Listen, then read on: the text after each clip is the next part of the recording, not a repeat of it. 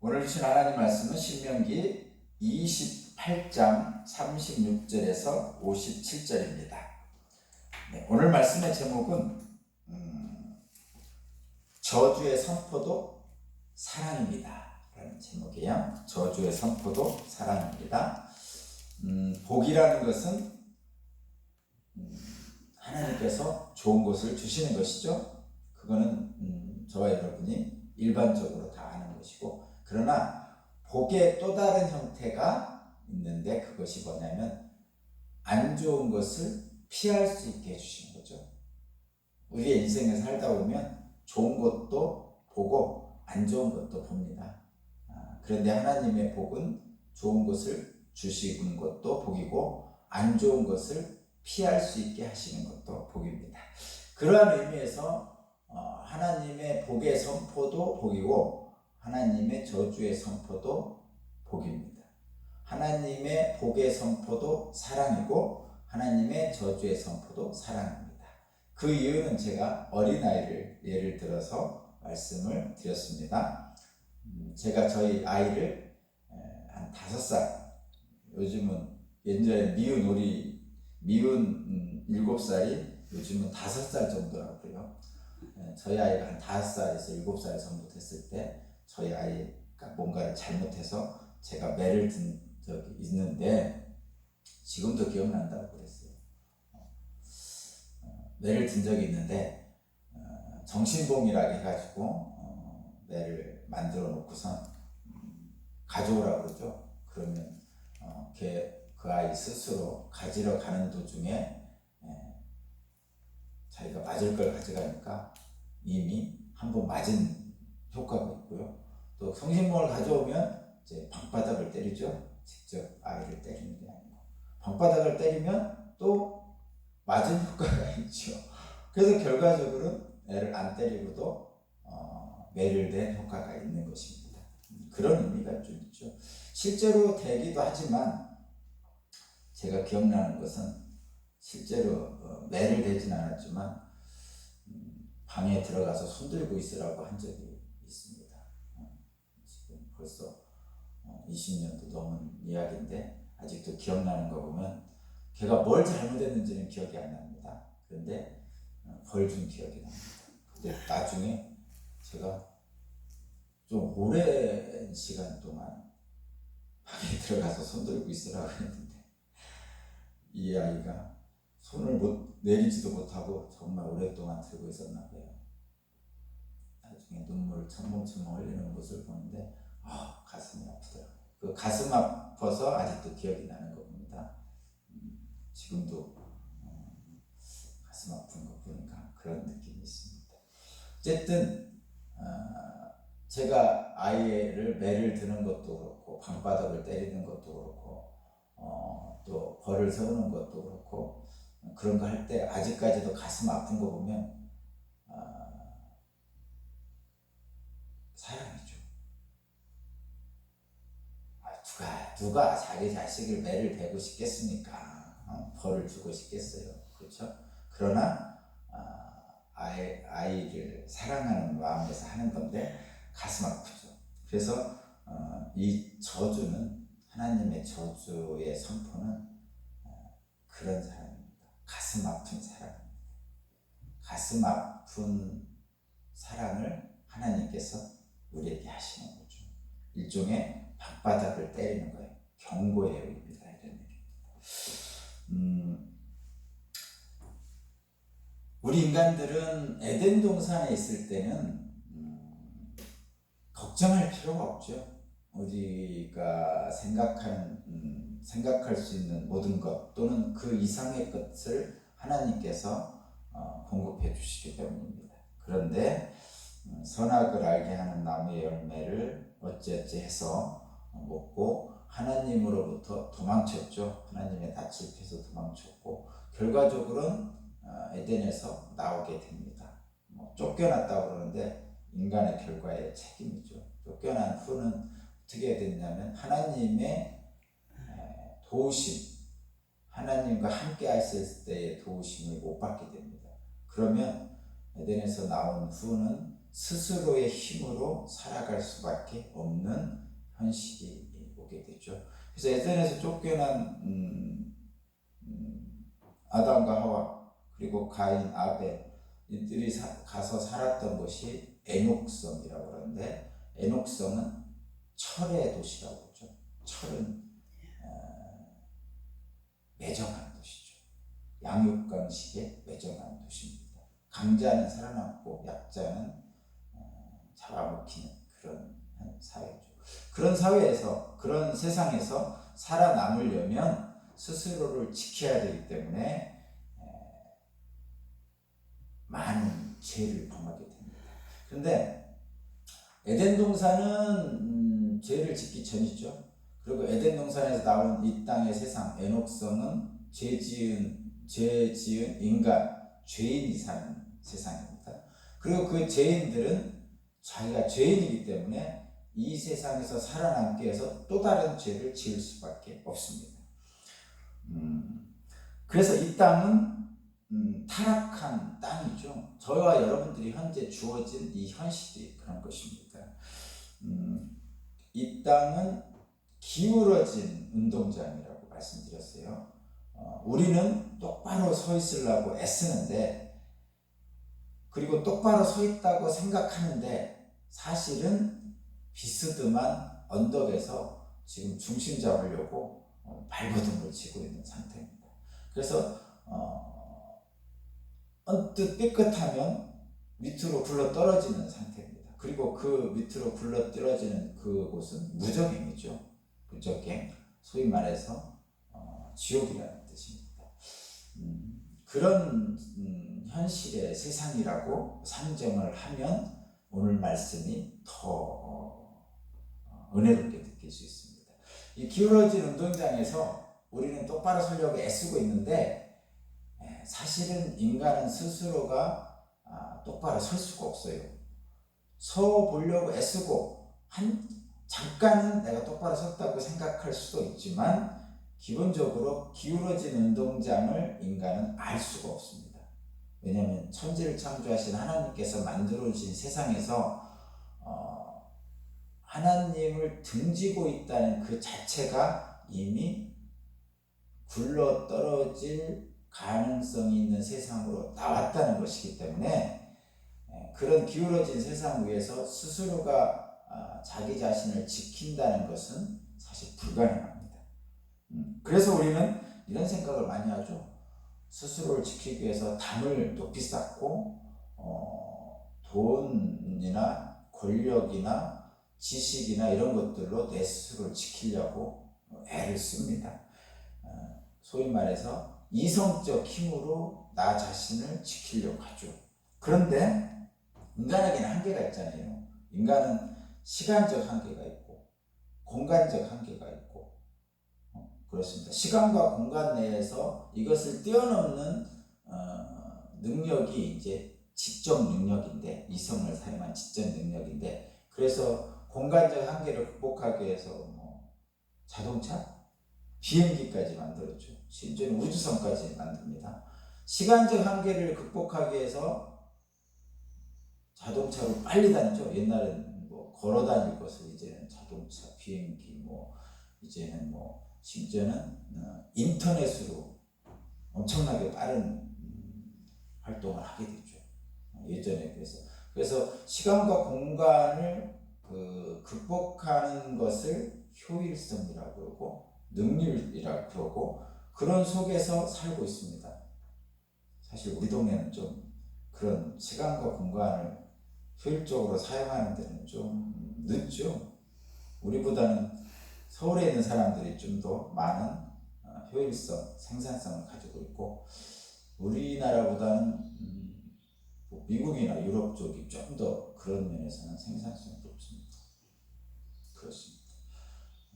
그렇지만 인간이 극복하려고 애쓰는 그 소율성과 생산성이 높은 미국, 또 유럽 이런 나라들보다, 그러면 우리 오산리에 있는 우리가 뭔가 부족하냐? 하나님 보시기에 그놈입니다. 50도 100도예요. 그리고 어차피 인간의 시공간을 극복하지 못합니다. 왜냐하면 저와 여러분은 육체를 가지고 있는 인간이기 때문에 시공간의 한계 속에서 살 수밖에 없고, 그 시공간의 한계가 하나님 없이 사는 그 시공간의 한계가 기울어진 운동장입니다. 그래서 스스로를 구원할 수 없습니다. 스스로의 힘으로 구원할 수 없기에 에덴 동산이 아닌 이 땅에서 하나님을 부르는 거죠. 애굽에서 이스라엘 백성들이 그 압박 속에서 하나님을 부른 것처럼 저와 여러분도 하나님을 부르게 됩니다. 근데 하나님을 부르는데 하나님께서 도와주신다고 분명히 말씀하시고 내 손을 잡으라고 그러는데, 저와 여러분들은 하나님은 멀고 내 주변에 있는 돈이나 권력이나 이런 힘들은 가깝죠. 그래서 보이지 않는 하나님을 잡기보다는 주변에 있는 확실한 것을 잡으려고 합니다. 그것이 이성적 판단이고 인간적으로 볼 때 객관적, 합리적인 판단이 되는 것이죠. 그렇지만 실제로 그렇게 잡은 것들을 통해서 이 세상의 시공간의 한계를 뛰어넘을 수 있느냐? 그렇지 못한 것이죠. 우리나라에 그런 시공간의 한계를 뛰어넘는 가장 효과적으로 할 수 있는 권력과 힘을 가진 사람들을 보면 그분들의 삶도 어떻게 보면 우리 오산리에 사는 우리들보다 더 불행한 삶을 살고 있잖아요. 그렇죠? 권력 잡은 분들 화무시비론이죠. 감옥에 가고, 재벌들 또 감옥에 가고, 너무 안타까운 현실인데, 어쨌든 분명한 것은 그겁니다. 스스로를 지키려는 힘을 갖고 있는 사람들조차도 극복할 수 없는 기울어진 운동장 속에서 우리는 죄인으로 살고 있다는 현실이죠.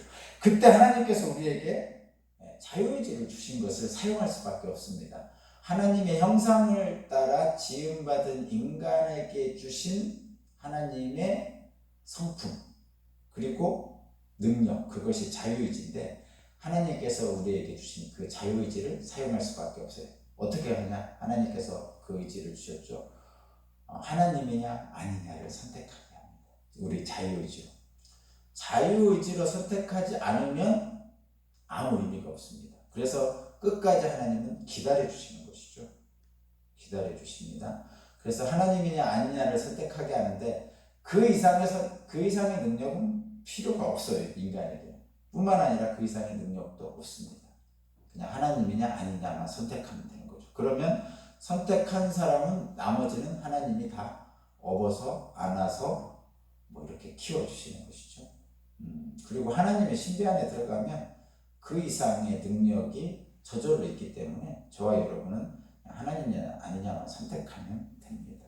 결과적으로 하나님을 선택한 사람은 하늘의 신비에 참여하게 되는 거죠. 이 하늘의 신비는 인간의 시공간을 뛰어넘는 그 무엇을 보는 건데, 이런 것입니다.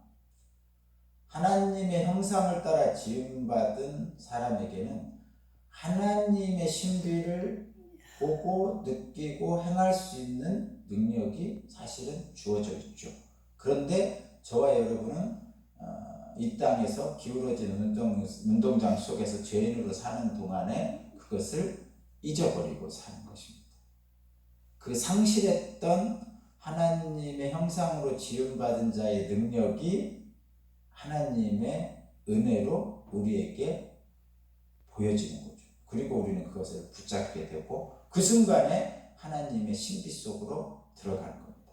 어쨌든 그 하나님의 신비는 그런데 계속 보유할 수는 없어요. 계속 유지할 수가 없어요. 잠깐 보고 다시 이 땅 보고, 잠깐 느끼고 다시 이 땅 보고, 이런 과정을 겪게 되는 거죠. 근데 한 번 본 사람은 이 땅에서 옛날로 살 수 없어요. 옛날로 돌아가 살 수 없어요. 바울 사도가 하나님의 신비를 본 후에 고백한 말들이 많이 있잖아요. 더 이상 그리스도 외에는 다른 것을 생각할 수 없었던 것이죠. 왜냐하면 그리스도를 본 그 신비의 그것이 이 땅의 가장 좋은 것들보다 더 크고 아름답기 때문에, 그래서 이 땅의 가장 좋은 것들을 다 배설물처럼 여기게 되었다고 합니다. 우리에게 주시는 하나님의 은혜가 바로 그것입니다. 오늘 본문에 보면 우리 인생에 무너지는 인간을 보죠. 하나님의 형상을 닮은 자는 하나님을 보기 위해서는 인간답게 살아야 돼요. 말하자면 하나님의 형상을 닮은 자로 산다는 것은 인간답게 사는 거죠. 그리고 그 사람을 통해서 하나님이 복을 주시는데 오늘 본문에서는 정말 무너진 인생을 우리에게 보여줍니다. 무너진 인생. 그리고 이 모든 무너진 인생들은 하나님이 지금 경고의 표시로 주시는 거죠. 사랑의 표시입니다. 실제로 이런 일들이 있었어요. 오늘 본문 말씀에 보면 다른 나라에 잡혀갈 것이다. 그리고 심지어는 그들에게 포위당해서 먹을 것이 없어서 자식까지 잡아먹을 것이다. 이런 말씀이 있는데 실제로 역사책에 보면 실제로 그렇습니다. 역사책에 기록되어 있어요. 바벨론 포로로 끌려갈 때 예루살렘이 초토화됐죠. 그리고 로마가 예루살렘을 침입했을 때도 마찬가지입니다. 여러분들이 이제 저하고 성지순례 한번 가보면 이스라엘 가면 그런 데가 있어요. 정말 그 로마의 그 3년 동안의 포위를 견뎠던 성이 있습니다. 한번 나중에 한번 가셔서 거기에 대한 역사에 대한 것을 좀 보면 좋겠고 실제로 먹을 것이 없어서 자식을 잡아먹었다는 그런 기록들이 실제로 있습니다. 이것은 결과적으로 이런 것이죠. 인간의 한계를 넘어 짐승이 되는 현상입니다. 그러니까 하나님의 형상을 닮은 자로서 도저히 할 수 없는 일들을 하는 것이 이 무너진 인생이고 그런 인간이기를 포기한 삶은 왜 그러냐면 하나님을 등졌기 때문에 나타나는 인간들에게 주어진 어떤 숙명이죠. 그래서 우리는 그 숙명론을 버리고 하나님을 택함으로써 하나님이 주시는 은혜 안으로 들어가는 겁니다. 그것이 성경이고 복음입니다. 그래 오늘 말씀이 이제 어제 말씀, 오늘 말씀, 내일 말씀까지 신명기 28장의 저주의 말씀인데 이 말씀을 주신 당시가 어떤 건지 여러분은 꼭 기억해야 되는 게 이스라엘 백성이 애굽에서 나와서 40년 동안 광야를 헤맨 다음에 이제 곧 젖과 꿀이 흐르는 가나안 땅을 들어가기 바로 직전입니다. 그 직전에 모세가 하나님의 말씀을 전하는데 그 중에 저주의 말씀이 있는 거예요. 그런데 저와 여러분들은 그 후의 역사도 우리가 알고 있잖아요. 들어가서 다 차지하고 12지파의 땅까지 다 나눠주고 풍성한 소출을 다 거두면서 살았음에도 불구하고 사사기 마지막에 각기 소견에 옳은 대로 가는 하나님의 뜻을 무시하는 그런 삶을 살게 되죠. 결과적으로는 바벨론 포로 끌려가고 로마의 침입을 받게 되고 이런 역사적 사건들이 실제로 있습니다. 이 경고가 사람들에게는 소위 말해서 먹히지 않은 거죠. 지금도 마찬가지입니다. 저와 여러분에게. 하나님은 늘 복을 선포하시죠. 복을 선포합니다. 그런데 복에는 두 가지가 있다고 제가 분명히 말씀드렸어요. 좋은 것을 주시는 복. 또 하나는 안 좋은 것을 피하는 복입니다. 그리고 이 세상은 좋은 것과 안 좋은 것이 늘 교차되는 세상이죠. 좋은 거는 뭐 풍성한 소출, 건강 이런 거죠. 좀 안 좋은 거는 뭐 교통사고, 뭐 건강이 안 좋은 거, 뭐 이런 것들일 거 아니에요. 근데 그 두 가지를 합쳐서 복이라고 부른다 이런 얘기죠. 오늘날 저와 여러분에게도 동일한 하나님의 은혜가 있는데 우리들이 아무리 이성적으로 합리적으로 객관적으로 판단해서 행하려 한다 할지라도 시공간의 한계 속에서 있는 인간보다 하나님을 의지하는 것이 보이지 않는 하나님의 손길이 우리가 미치지 못하는 그런 데까지 하나님은 가능하시기 때문에 그 하늘의 신비에 우리는 살아야 돼. 의지해서 살아야 된다고 본문 말씀 주시는 겁니다. 스스로가 교만해서 자기 자신의 힘만 믿고 하나님의 말씀대로 사랑하지 않고 교만해서 살면 결과적으로는 인간이기를 포기한 그런 세상을 초래하게 된다는 경고의 말씀입니다. 오늘 말씀을 통해서 하나님의 은혜와 역사가 오늘 하루도 여러분에게 임해서 또 승리하는 하루가 되시길 바랍니다. 오늘 또 하나님이 여러분을 사랑하십니다. 기도드리겠습니다. 하나님 감사합니다. 믿음으로 말미암아 살리라고 약속하신 그 말씀이 오늘 말씀을 통해서 더 깊이 알게 하시니 감사합니다. 오늘 또 주님을 의지하고 나의 알량한 지식에 의지하지 않고 하나님 아버지의 말씀대로 살아서 하나님의 형상대로 지음받은 자의 놀라운 신비를 경험하게 하여 주옵소서. 제가 먼저 사랑하겠습니다. 제가 더 사랑하겠습니다. 감사드리며 예수 그리스도 이름으로 기도합니다. 아멘.